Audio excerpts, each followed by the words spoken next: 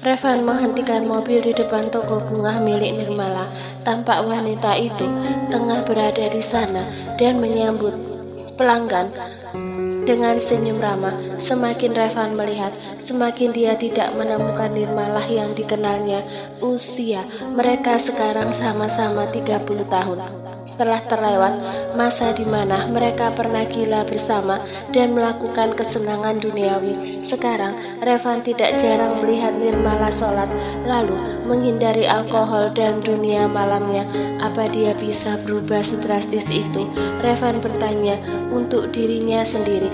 Kata orang, wanita akan berubah jika sedang patah hati demi menghilangkan masa lalu, entah itu mengubah penampilan atau kepribadiannya demi menyingkirkan rasa penasaran itu. Revan akhirnya keluar dari mobil dan sengaja menghampiri Nirmala di tokonya. Senyum wanita itu tampak memudar, mungkin terkejut atau tidak senang. Mau beli bunga? Untuk siapa? Raya. Ah, tapi dia alergi serbuk bunga kan? Apa untuk ibu? Tanya Nirmala dengan sikap yang biasa saja. Apa kamu ada masalah sama Raya? Hah? Nirmala sedikit mengerit. Masalah apa maksudnya? Masalah ya, selain karena dia menikah denganku. Apa kalian ada masalah sebelumnya? Nirmala tertawa kecil. Masalah macam apa? Dia wanita baik-baik kan? Dia sibuk kerja, aku juga. Jadi menurut Mas, apa ada masalah di antara kami selain karena dia menikahi Mas? Benar juga, tapi kenapa Raya begitu ke Nirmala? Andin juga udah kasih bukti. Batin Revan bertanya-tanya. Kalau Mas nggak mau beli, aku akan melayani pelanggan lain. Hari ini toko sibuk karena banyak pesanan. 2 jam lagi suamiku datang. Aku harus. Apa Kak Danis memperlakukanmu dengan baik? Kamu kelihatan berbeda setelah menikahinya. Nirmala tersenyum tipis. Kamu bisa melihatnya, Mas. Wanita sepertiku bisa tunduk dan patuh. Artinya dia memang suami yang sangat baik. Dia juga mengajakku pindah ke rumahnya minggu ini. Aku udah gak sabar. Jawabnya bersemangat. Kamu mau pindah ke sana?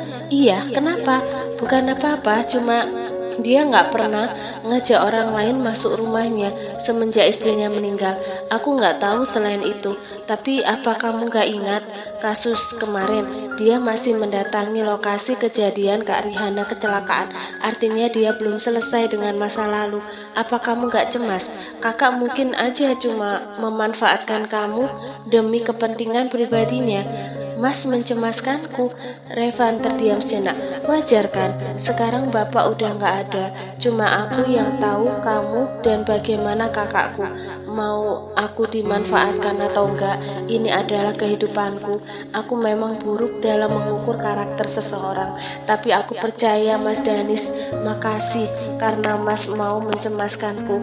Tapi itu udah gak perlu. Aku bisa mengurus hidupku sendiri. Aku bukan lagi anak-anak. Nirmala, tapi kamu belum kenal kakakku. Sejak kapan kamu kenal dia sebelum menikah? Berapa bulan? Apa kamu udah seyakin itu? Sampai kamu buta kalau dia belum bisa move on dari mantan istrinya. Nirmala tersenyum kecil. Kalau begitu aku akan lebih mendekatinya. Aku akan meluluhkannya supaya dia bisa melihat ada aku di sisinya. Kamu tahu Mas, aku mungkin nggak akan bisa menggantikan posisi Mbak Rihana di hati Mas Danis. Tapi aku masih bisa menjadi diriku sendiri yang akan memikatnya. Hentikan itu. Apa kamu mau mengujiku? Suara Revan spontan mengeras secara tidak sadar. Dia terdorong oleh api cemburu dan tidak senang saat Nirmala mengatakan langsung niatnya menggoda lelaki lain. Menguji? Kamu tanya. Aku cuma menjawab. Nirmala menjawab santai. Lagi pula kamu udah ada istri. Istrimu cantik, berpendidikan, dan gak neko-neko. Masa lalunya bersih, dan itu sebabnya dia jadi menantu kesayangan. Kurang apa lagi? Nirmala, tapi bukan itu yang aku rasakan sekarang. Dia memang banyak kelebihan dan aku gak ragu menerimanya. Tapi apa bisa kamu gak bisa membahas kakakku dengan keyakinan itu? Revan hanya menahan kalimat-kalimatnya dalam hati sambil menatap Nirmala. Nirmala, seorang teman Nirmala datang sebagai pelanggan. memanggil wanita itu hingga pembicaraan mereka buyar. "Selin, kamu datang juga. Kamu jadi menikah? Lama gak ada kabar. Sekalinya datang langsung bawa pasangan. Selamat ya." Nirmalah langsung menyambut temannya, mengabaikan Revan yang masih ingin bicara. Lelaki itu menatap Nirmalah jauh lebih lama dari sebelumnya. Tidak ada tanda-tanda sedikit pun mantan kekasihnya ini menoleh ke belakang. Ini membuat suasana hati Revan semakin memburuk. Brak, suara pintu yang dibanting keras mengejutkan Soraya yang baru saja keluar dari kamar mandi. Wanita itu melihat suaminya pulang dan dalam keadaan marah, entah karena apa. "Mas, kamu kenapa? Ada yang mengganggu pikiran kamu?" tanya Soraya seraya menghampiri Revan. Lelaki itu menoleh. "Raya, biar kutanya kamu sekarang. Kamu mendatangi Andin dan minta foto-foto masa lalu Nirmala?" tanya Revan tanpa basa-basi. "Foto-foto? Apa maksudnya? Aku nggak ngerti, Mas. Jangan berlagak pura-pura nggak tahu. Foto-foto Nirmala yang kesebar itu, kamu yang minta Andin menyebarnya. Buat apa? Apa tujuan kamu?" Soraya sedikit mengernyit lalu menghela nafas pelan. "Mas, kenapa menuduhku begitu sih? Memangnya apa gunanya aku melakukan itu? Gak ada manfaatnya juga buat aku. Mas tahu dari mana?" Soraya memegang lengan Revan dan masih bersikap lemah lembut membujuk Revan secara halus untuk menghindari amarahnya. Andin, Soraya memasang wajah manjanya. "Mas percaya ucapan dia? Yang aku tahu dia kerja di klub malam kan? Wanita semacam itu nggak bisa dipertanggungjawabkan ucapannya, Mas. Aku juga nggak terlalu dekat, sebatas kenal aja. Memangnya dia ngomong apa aja ke kamu?" Revan menjauhkan tubuh Soraya darinya. Tentu saja Soraya terkejut sebab ini pertama kalinya pertengkaran mereka setelah menikah. Dia punya bukti transfer uang dan foto. "Aku udah memastikan itu, Raya." Soraya terkejut. Revan mendatangi Andin. Seharusnya dia terpikir hal ini. Wanita itu tidak bisa dipercaya. "Transfer? Aku memang pernah transfer uang ke dia, tapi bukan buat hal yang aneh-aneh. Memangnya dia ngomong apa lagi sampai Mas bisa marah besar begini? Biar aku selesaikan sama dia juga." Ucapan Soraya terhenti saat Revan mencengkeram lengan atasnya sangat kuat. Dia sampai meringis kesakitan, tapi lelaki ini tidak berhenti. "Kamu juga yang menyuruhnya menyebar video yang beredar sekarang. Kenapa, Raya? Kamu mencoba menjatuhkan namaku." "Mas, ini bicara apa sih? Menjatuhkan apa? Aku nggak pernah nyuruh dia begitu." Sakit, lepas, Mas. Ini sakit tahu." Soraya berkali-kali mencoba melepas cengkeraman Revan, tapi usahanya gagal. Padahal lengannya sudah begitu sakit dan tercetak bekas kemarahan. Dia takut kemarahan Revan sangat menakutkan. "Kamu pikir aku ini buta?" Saat Andin nunjukin foto dan bukti transfernya, itu udah jelas jadi bukti kalau kamu terlibat dalam kasus yang menimpa Nirmala. Dan sekarang kamu masih mau ngebantah. Lakukan itu sekali lagi, aku gak akan segan mendepak kamu dari kehidupanku. Soraya terdorong ke belakang hingga dia terjatuh dan Revan tetap angkuh. Setelah melakukan kekerasan fisik seperti ini, seketika dia sadar bahwa dia sedikit salah memilih lelaki yang pada awalnya akan dimanfaatkan. Revan pun keluar dari kamar kembali dan pergi entah kemana. Di rumah Nirmala, Danis membuka pintu kamar dan telah disambut oleh pemandangan tidak biasa malam ini. Nirmala tampak belum tidur, padahal ini sudah sangat larut. Wanita itu duduk di sudut tempat tidur dengan memeluk kedua lutut, ditambah tatapan yang sedikit kosong karena melamun. Nirmala bahkan baru menyadari kedatangan Danis saat lelaki itu melepas jas dan aksesorisnya. "Kenapa kamu belum tidur?" tanya Danis. "Cuma gak bisa tidur. Biasanya aku kalau begini suka konsumsi obat tidur, tapi sekarang aku lagi hamil." Jadi Nirmala bersuara lesu saat menjawab pertanyaan Danis. "Mas mau mandi? Aku siapkan air hangat, mau?" "Boleh." Nirmalah pun beranjak dari tempat tidur dan melayani Danis selayaknya seorang istri. Wanita itu tidak tega. Dia cukup sadar pekerjaan Danis sangat melelahkan hingga selalu pulang larut dan istirahatnya tidak cukup. Setelah selesai mandi, segelas teh sudah tersedia.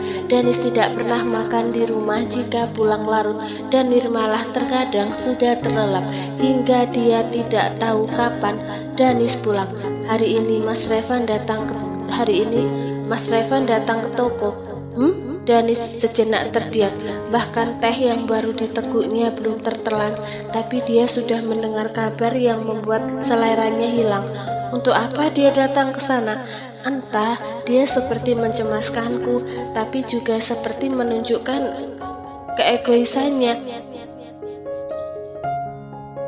Nirmala sejenak menjeda kalimatnya. Dia payah kan? Dia ternyata masih mau tahu urusan hidupku, padahal dia sendiri yang membuangku dan memilih wanitanya sendiri. Apa dia pikir aku ini selingan? Seenggaknya rencanamu mulai berhasil. Kamu memberitahu soal bayimu. Nirmalah menggelengkan kepala pelan. Ini masih belum cukup. Dia masih belum menyadari kesalahannya. Saya lihat kamu yang akan goyah, Nirmala. Kamu masih mencintainya. Nirmala tersenyum. Wanita mana yang bisa melupakan cintanya selama bertahun-tahun hanya dalam hitungan bulan? Aku memang masih ada rasa, tapi itu bukan cinta.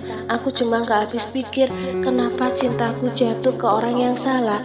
Dia menginginkan dua wanita dalam satu waktu. Semua jawabanmu di luar prediksiku. Apa aku harus mengenalkannya sebagai ayah kepada anakku kelak? Seiring berjalannya waktu, anakku pasti akan bertanya seperti apa ayahnya, karena saat dia lahir, aku akan menjalani kehidupanku sendiri. Nirmalah tertunduk. Danis terus memperhatikan kesedihan wanita ini. Di depan matanya ada sebuah beban yang tidak kasat mata, tapi jelas terlihat di pandangan Danis. Kalau begitu, kenalkan saya sebagai ayahnya. Apa? Wajah Nirmala mulai terangkat, menatap Danis tidak menyangka. Kenalkan saya sebagai ayahnya. Kamu bisa melakukan itu. Mas mau jadi ayah dari anakku. Mas mau jadi ayah anakku? Nirmalah bertanya serius, sebab ini adalah hal serius baginya. Tentu saja dia melihat Danis sedikit lebih lama untuk mencari kejujuran dari raut wajahnya, tapi dia belum mengenal lelaki ini. Sulit sekali menebak, sebab setiap waktu ekspresi Danis begini-begini saja, dingin, datar dan tanpa senyum. Apa yang bisa dicari? Apa saya seburuk itu sampai kamu gak mau mengenalkan saya sebagai ayahnya?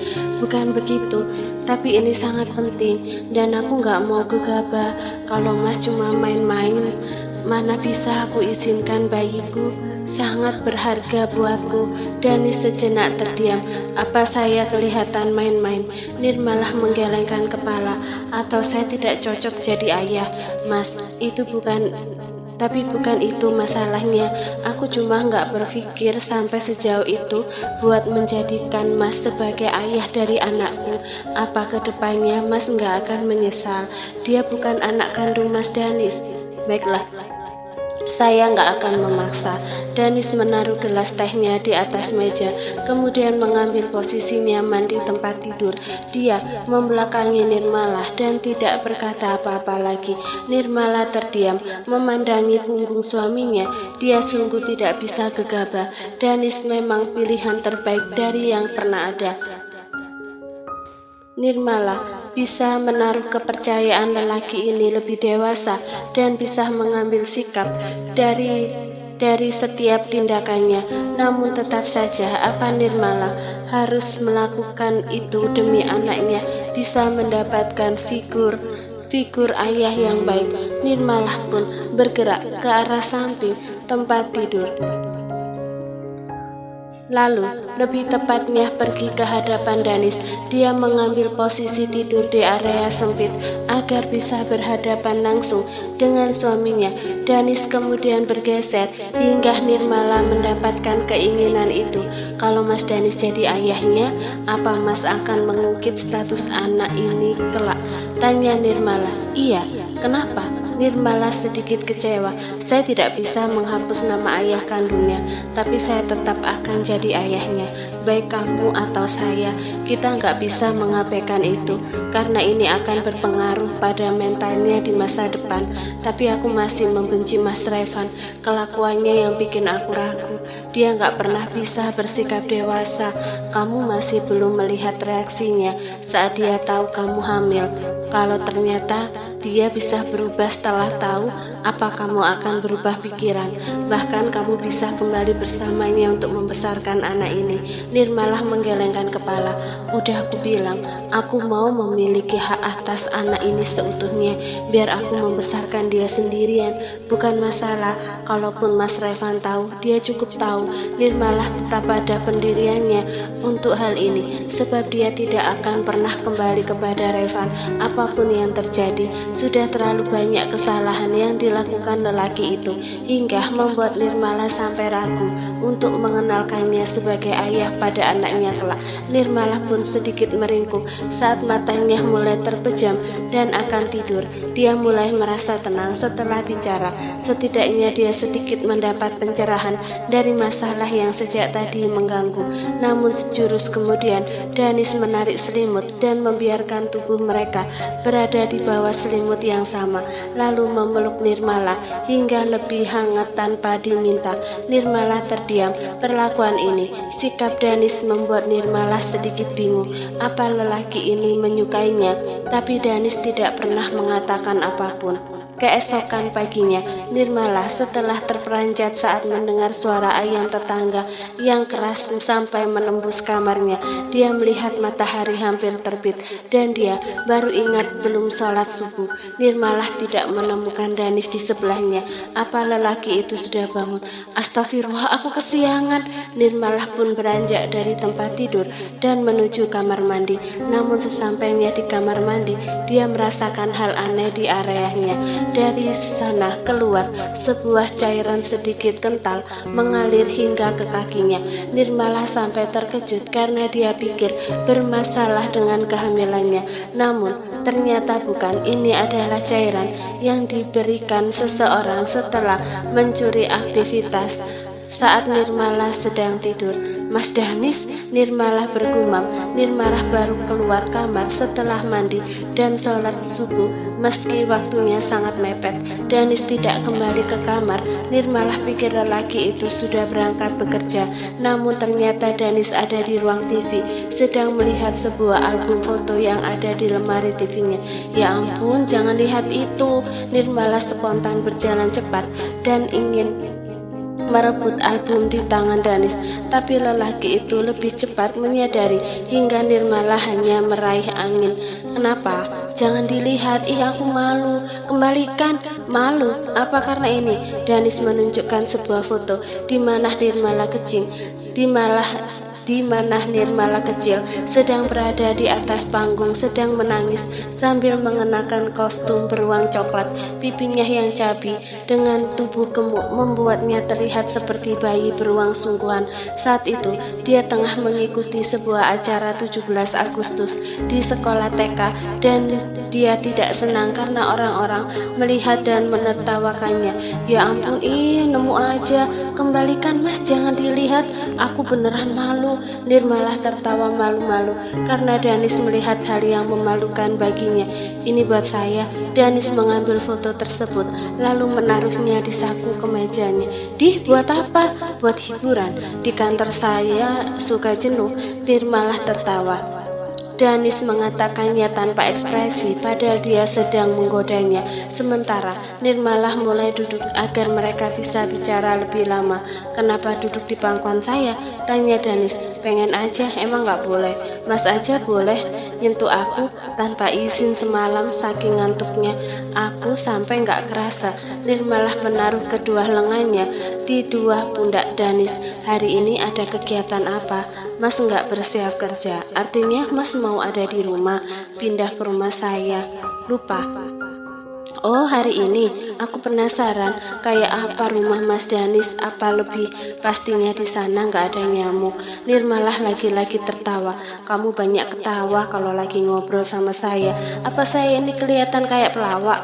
Kadang Mas Danis lucu sih, dingin-dingin menghanyutkan. Aku suka Mas Danis yang begini. Mereka berdua sejenak berada dalam keheningan, hanya pandangan mata mereka yang berbicara. Bagaimana sepasang mata Nirmalah dengan jelas menunjukkan sebuah rasa yang mulai hadir. Apa itu cinta sepihak? Danis belum memutuskannya, tapi dia tidak bisa mengabaikan wanita ini. Masya Allah, ini sih bukan rumah, ini istana, ujar Nirmala saat pertama kali dia menginjakkan kaki di depan sebuah rumah mewah milik Danis. Rumah ini sangat besar, desain modern dengan warna cat putih karena baru direnovasi. Rumah ini jauh kelihatan lebih baru. Saya beli dengan harga 7 miliar, sepadan dengan harganya kan? Nirmala sampai terbelalak mendengar harga fantastis untuk sebuah rumah. Namun tidak heran, rumah ini memiliki halaman cukup luas, situasi sekitar yang nyaman dan tenang. Juga tidak sembarang orang bisa masuk kawasan ini. Ayo, Nirmala mengikuti Danis masuk rumah tersebut. Bahkan di dalamnya jauh lebih indah dan mewah. Beruntung sekali wanita yang mendampingi lelaki ini. Nirmala berpikir kehidupan Rihana dan Danis sudah cukup sempurna. Mereka memiliki segalanya, namun mereka tidak bisa mengisi kekosongan yang ada, yaitu keturunan. Danis dan Rihana belum sempat dikaruniai anak, meski sudah 7 tahun pernikahan mereka. Nirmala bisa memaklumi jika Danis sangat protektif ke bayi yang ada dalam kandungannya. Kalau aku di sini, aku bisa pakai pakaian yang aku mau. Memangnya kamu mau pakai apa? Tanya Danis. Pakai daster. Akhir-akhir ini aku pakai pakaian double karena mau nyembunyiin perut dari orang-orang. Tapi di sini sepi, aman kan? Danis sejenak berhenti melangkah. Di sini nggak ada ibu. Mungkin sesekali dia datang. Apa kamu bisa menghadapinya? Kalau saya lagi nggak ada. Nirmalah mengangguk pelan. Sebenarnya aku tipe orang yang melarikan diri kalau situasi udah terdesak. Tapi sebelum itu aku harus menghadapinya lebih dulu supaya aku nggak mati penasaran. Danis sedikit tersenyum. Mas Danis senyum, matamu katarak. Astagfirullah, Nirmalah melotot tajam, tapi lelaki itu lebih dulu pergi ke sebuah lift khusus yang ada. Anjay, ada lift. Nirmalah berteriak seperti dia baru pertama kali melihat lift dalam rumah. Jangan norak, ini saya pasang karena saya bingung. Isi dompet saya masih ketebalan. Nirmalah tertawa lagi. Halah, bilang aja udah tua, rawan kena encok. Tapi bagus juga sih, kalau kehamilanku udah gede, pasti susah ngapa-ngapain. Katanya kaki suka bengkak. Untuk itu, Danis menoleh ke arah Nirmala.